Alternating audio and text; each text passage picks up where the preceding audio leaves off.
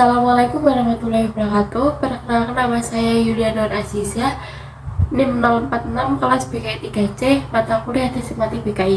Di sini saya akan menjelaskan sedikit hadis tentang taubat nasuha. Bismillahirrahmanirrahim. Ya ayuhan nasu tubu ilallahi wastaghfiru fa inni atubu fil yaumi mi'atu marrah. Wahai manusia, bertaubatlah kalian kepada Allah dan mintalah ampunan kepadanya, karena sesungguhnya aku bertobat kepada Allah setiap hari 100 kali. Hadis riwayat Muslim. Keterkaitan bimbingan konseling Islam dan taubat adalah konselor dapat membantu mendorong individu dalam ketaatan serta tidak memikirkan untuk berbuat dosa kembali dan memikirkan mengenai dosa dan maksiat yang dilakukan pada masa lampau, di mana pada hakikatnya taubat jika dilihat dari aspek kejiwaan merupakan suatu kombinasi dari fungsi-fungsi kejiwaan yang mampu menghidupkan kembali kondisi psikologi manusia. Taubat nasuha adalah proses taubat yang dilakukan dengan sungguh-sungguh, tulus, dan ikhlas. Contoh aktualnya, taubat nasuha dapat berupa seseorang yang pada awalnya terlibat dalam perilaku dilarang agama seperti mencuri, berbohong, berzina, merampok, namun kemudian merasa menyesal dan berusaha bersungguh-sungguh untuk bertaubat meninggalkan perilaku tersebut, seperti halnya meminta maaf kepada Allah dan berusaha memperbaiki diri.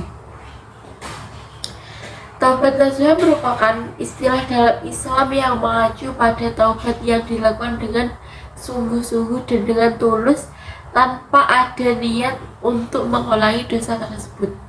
Tapi di sisi lain, teori bimbingan konseling Islam adalah suatu pendekatan dalam konseling yang mengintegrasikan prinsip-prinsip Islam untuk membantu individu dalam mengatasi masalah dan mengembangkan diri secara holistik. Keterkaitan antara taubat nasuha dengan teori bimbingan konseling Islam adalah dapat dilihat dalam pendekatan konseling yang mengakomodasi dan menghormati nilai-nilai, keyakinan, dan prinsip-prinsip agama Islam.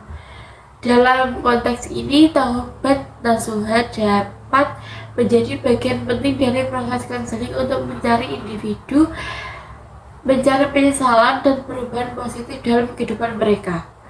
Konselor yang mengikuti teori bimbingan konseling Islam dapat membantu individu untuk memahami, menerima, dan mengamalkan taubat nasuha dalam upaya mencari pertobatan yang sejati dalam kehidupannya.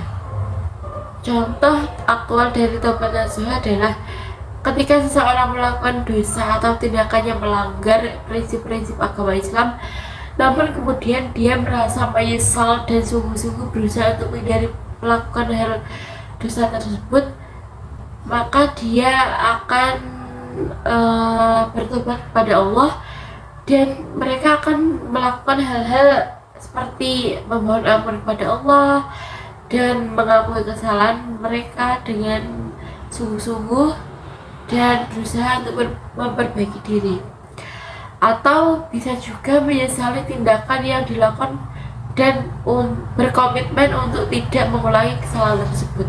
Sekian penjelasan dari saya tentang taubat nasuha. Semoga kita tetap dilindungi oleh Allah Subhanahu wa Ta'ala dari mara bahaya di dunia ini.